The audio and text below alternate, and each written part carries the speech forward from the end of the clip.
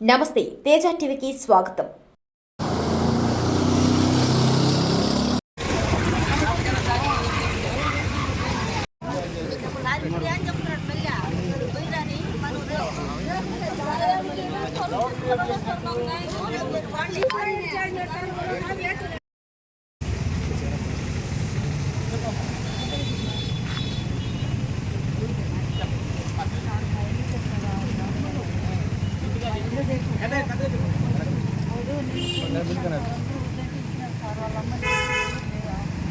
Stay చేసుకున్నప్పుడు తర్వాత ఒక తిరిగి పెట్టింది సార్.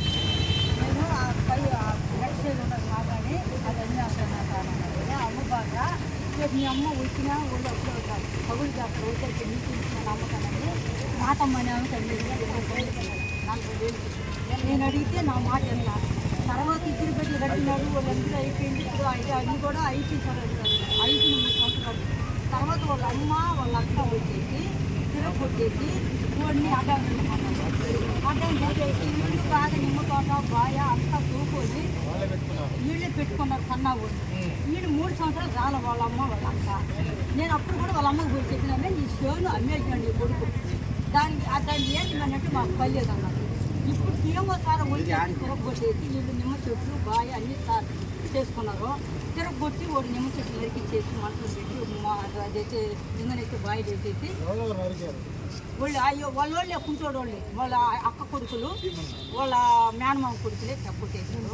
నేను అప్పటికి అడిగినవరే ఇది ఈ పని చేయిస్తాను ఆ రోజు నేను అమ్మొద్దని చెప్పిన అయితే నేను మనసులో పెట్టుకొచ్చేసుకోవాలి నీకేదో మా స్థలంతో పని అని అడిగినాడు. అప్పటి నుంచి నా బిడ్డని నాకు దూరం చేసి నాతో కలపడదు ఓడితోనే ఉన్నాడు. ఓడి మాట ఎంత ఉంది అయ్యి నా మాట ఎంత లేదు పాపమ్మ ఆ రోజు నేను అమ్ముతాను నువ్వు అమ్మినావు కదా ఈ పొద్దు అంటే నీకు ఎందుకమ్మా అర్థం జరగాల నీకు సెలవు కాదండి నేనేం చేసేస్తాను కాళ్ళు దానికి కూడా ఆ పని చేయి సార్ మాట్లాడాలి నేను ఇస్తాను కదా ఏంటితో గుట్ల తగలు పెట్టినా గూడూరుకు వచ్చి గుట్ల తగలు పెట్టేసినాడు దాన్ని ఏమవుతుంది 5 మంది పోలీసులు మా పోలీసు పోలీసు నాకు వస్తానంటే నా కొడక 10 మంది చేసుకుని మాట్లాడుతున్నా ఆవిడ తప్పు కూతుర్ని వచ్చి అందుకొచ్చి నీకు పోలీసు కట్టాలని తల్లి అబ్బంది చేశాడు. అట్లా నా కొడుకు సార్ 1 ఏళ్ళు చేయలేకున్నాను సార్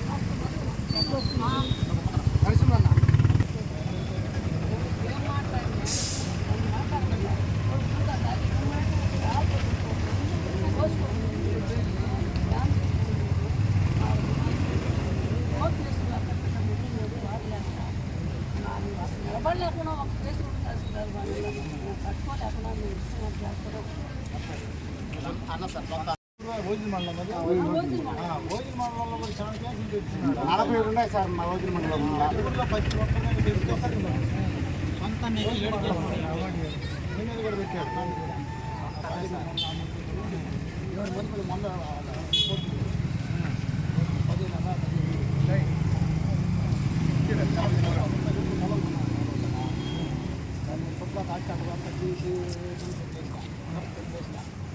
అంత బాగా కాంపిటీషన్ తర్వాత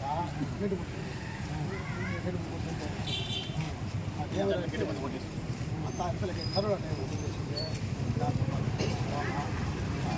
అన్ని తప్పు కేసులు పెడుతుంటాడు అన్ని తప్పు కేసులు పెడుతుంటాడు ఊళ్ళో అందరినీ బెదిరిస్తుంటాడు డబ్బులు నేనేం చేసి బరువు చెప్పాను పద్దరే ఉంటావు నా పడకని చెప్పి నాకు నా ముందరే పోసుకొని డ్యామ్ తిరిగి కేసు పెట్టారు లింగారెడ్డిపల్లిలోనే సార్. ఆ దొంగ బరులు ఎత్తేసి భోజనం అన్నాం సార్. ఆ దొంగ బరులు నైట్ ఎత్తేసి బర్రెలు పలనోడు ఎత్తేసాను నా మీద కోసుకొని కేసు పెట్టారు ఓజిల్లోనే సార్. నా మీద నాకు కూడా సార్ మొన్న రేపు 10వ తేదీ సార్ మొన్న నెలలో పోయించాను సార్ వైజాగ్కి నా భార్య మేము తిరుగుతున్నాం సార్. అన్ని తప్పుడు కేసు సార్ మంచికి ఒక్కటి కట్టలేదు సార్. మా మనల్ని అడగండి సార్ కావాలంటే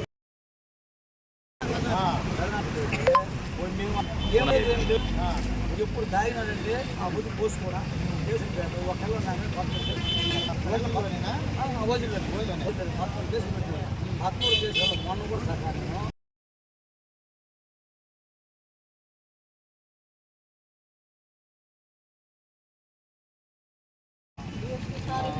నేను కూడా వచ్చాను. అది కొనుక్కున్న మాట వాస్తవం.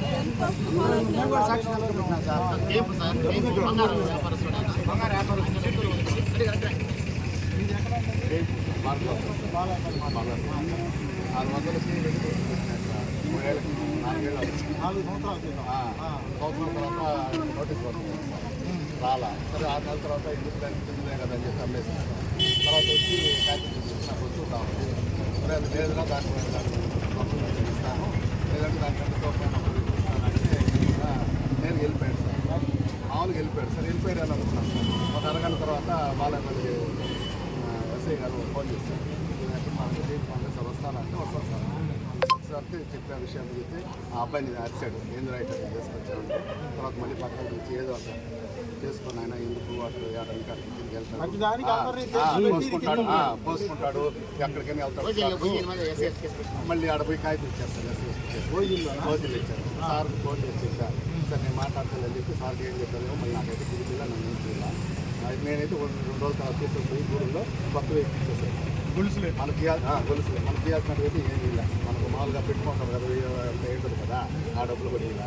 అక్కడి నుంచి వాళ్ళతో ఎంత ఫోన్ చేయించేది బెదిరించేది అది చేసినప్పుడు సరే ఇంకెందుకు అని చెప్పి 2 రోజుల తర్వాత ఆయన గూడూరు తీస్తానని చెప్పి ఇచ్చేసాను. సాక్ష్యం కూడా వాళ్ళు అప్పేశాను. మొత్తం 40 ఇల్లు ఉంటే